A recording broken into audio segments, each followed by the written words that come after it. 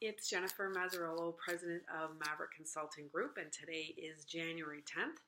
And today's Maverick Moment actually consists of two mini Maverick Moments, so you're getting 2 for 1 here today. Don't say I don't add value.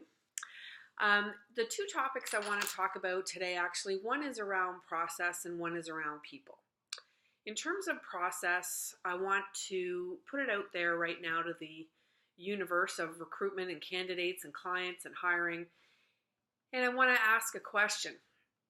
Who invented the panel interview? No, really. Panel interviews to me are very risky. And I know as candidates, in fact, one candidate I spoke to today, who was a fairly senior level candidate, talked about the downfalls of panel interviewing, and we had a good discussion about it, and I tend to agree. Panel interviews, I think, are dangerous. I don't think they add tons of value, and that's my Maverick opinion, and here's why. It's very hard for a candidate to go 4 against 1 and build a rapport with any of the 4 panelists in any amount of depth. The person is just so busy trying to make eye contact with each person and make sure that they're answering the question, that they haven't missed something. They're just so busy worried about the format of the interview that candidates tend to do worse in panel interviews. So if you're an HR person or you're a finance hiring person and you really need to retool and relook at your process if you have a consistent series of panel interviews as part of your process. Candidates don't like them.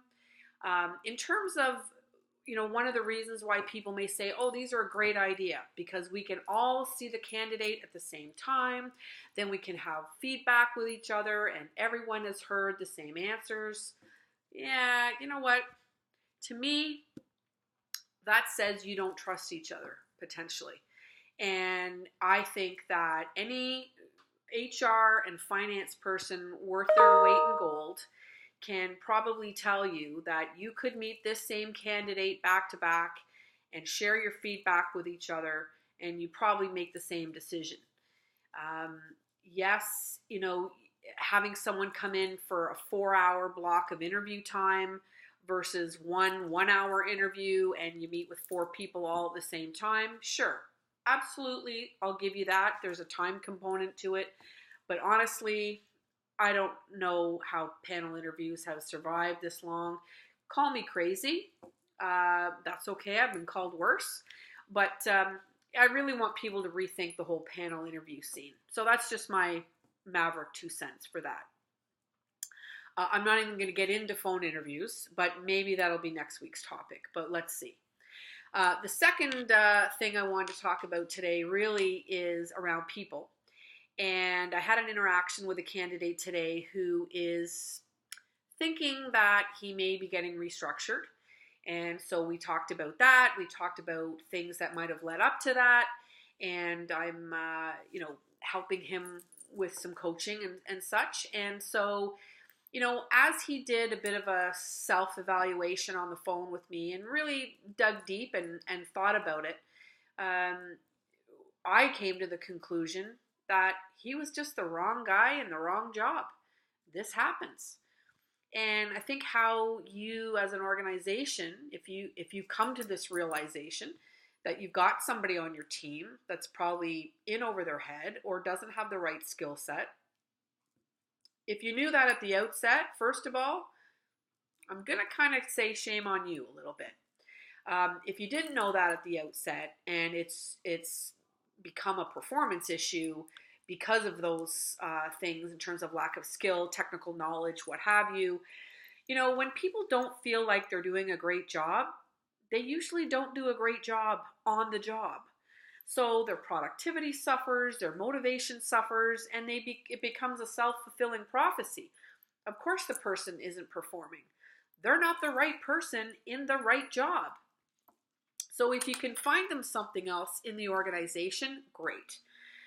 If your culture is one that, really doesn't reward a lot of mentoring and coaching, and the person feels like they can't really put their hand up and say, hey, I need some help here or what have you, then you've got a bigger issue.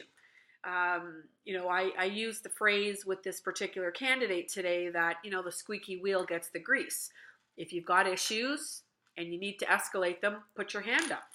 And it's funny because his answer was, yeah, well, have you heard the one about the protruding nail gets the hammer? And I thought, funny.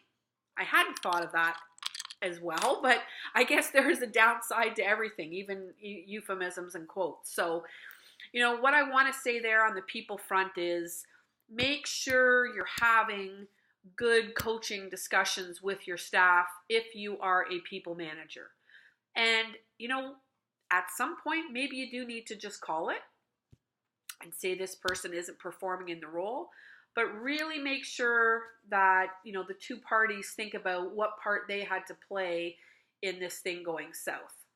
So I'm just trying to give you guys a little bit of food for thought, not trying to tell anyone how to do their jobs, but if I didn't introduce a little bit of Maverick every once in a while, the world would be a much more boring place. And just a reminder, the Seahawks are playing Atlanta this weekend, and we will win. So take that to the bank. Take care.